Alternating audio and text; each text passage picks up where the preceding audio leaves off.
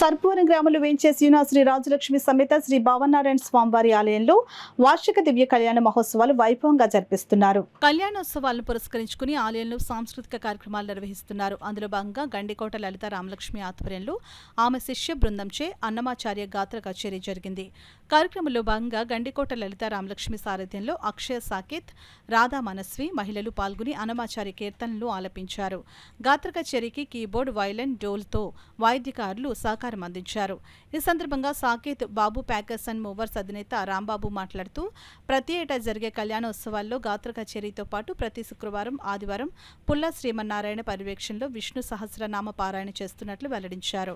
ఈ కార్యక్రమంలో పెద్ద సంఖ్యలో భక్తులు పాల్గొన్నారు. అందరికీ నమస్కారం. నా పేరు అక్షయ సాకేత్. నేను శుభానికి స్కూల్లో 7వ తరగతి. నా పేరు రాధవనశ్రీ. నేను టీఆర్ఏ 10th grade కంప్లీట్ చేశాను.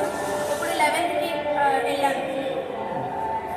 మా గురువుగారైన శ్రీమతి గండికోట లలిత రామలక్ష్మి గారు ఇంకా వారి శిష్యులందరూ కలిసి శ్రీ భావనారాయణ స్వామి వారి గుడి కళ్యాణ ఉత్సవాల సందర్భంగా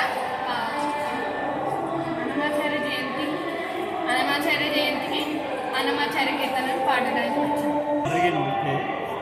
ఈ కళ్యాణ ఉత్సవాల్లో భాగంగా ఈరోజు కొన్ని పాటలు పాడడానికి వచ్చారు.